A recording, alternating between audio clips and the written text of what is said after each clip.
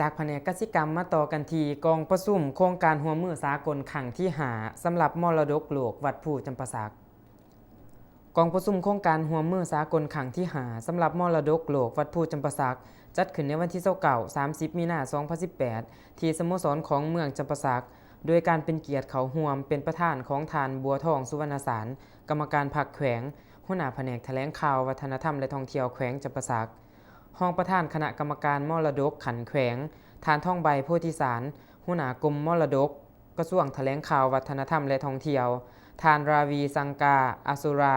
เอกอัครราชทูตอินเดียประจำสาธารณรัฐประชาธิปไตยประชาชนลาวมีผู้ตั้งหน้าจากวินเนสโกบางกอกแขกเสือเซินทั้งภายในและต่างประเทศเขาร่วมในพิธีทานบัวทองสุวรรณสารหัวหน้าแผนกแถลงข่าววัฒนธรรมและท่องเที่ยว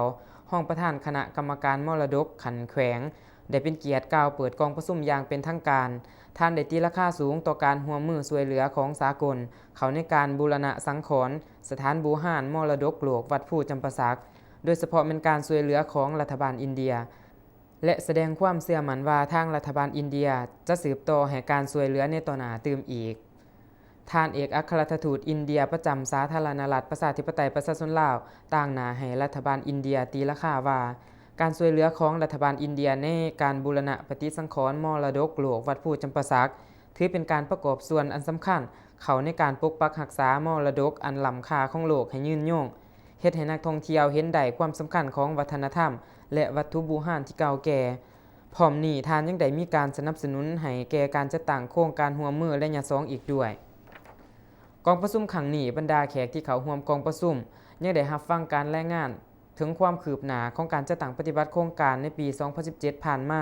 และการดำเนินงานในปัจจุบันเช่นการปกปักรักษาโฮงเศร้า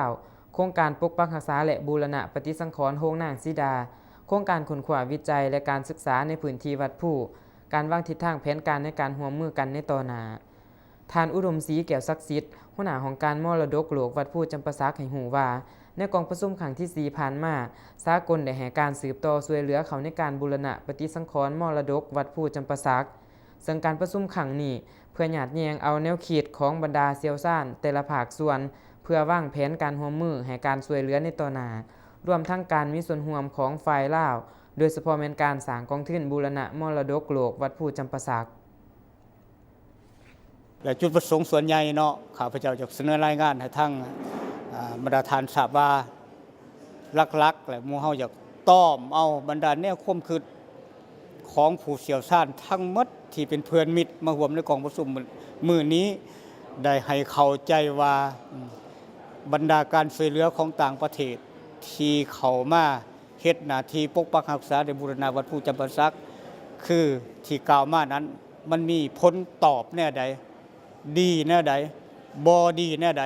อันนี้เป็นหลักๆและอัน2แล้วจะต้องได้ปรับแนวใดเพื่อเฮ็ดให้การช่วยเหลือของต่างประเทศนี่ดีขึ้นโดยเฉพาะมันระบอบการเขาเรียกว่า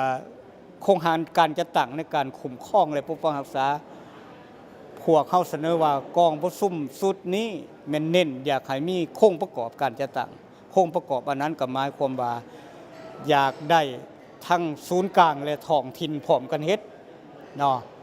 หมายความว่าโครงการต่างประเทศที่เขามาต้องมีการบริหารมีคณะเอ็กซ์เพิร์ตผู้สำคัญเป็นหลักให้ตัวอย่างว่าถ้าผู้เชี่ยวชาญลาวก็ต้องแม่นกรมมรดกเป็นหลักให้เนาะในหันเบื้องลาวต้องพยายามสร้างให้มันมีกองทุนปกปักรักษามรดกบ่แม่นอาศัยแต่ต่างประเทศบวกเฮาจะต้องได้ค้นคว้าให้ลาวเฮาได้มีทุนสมทบนะทุนสมทบได้มาจากไสแม่นจะได้มาจากการบริการอยู่ในกระโตมันเองในพื้นที่นั้นสิได้จักเปอร์เซ็นต์นะของปีหนึ่งของรายรับทั้งหมดนี่จะพักดันยังไงได้แน่นั้นสำหรับกองประชุมสุดนี้นะเอาเน้นแน่นั้น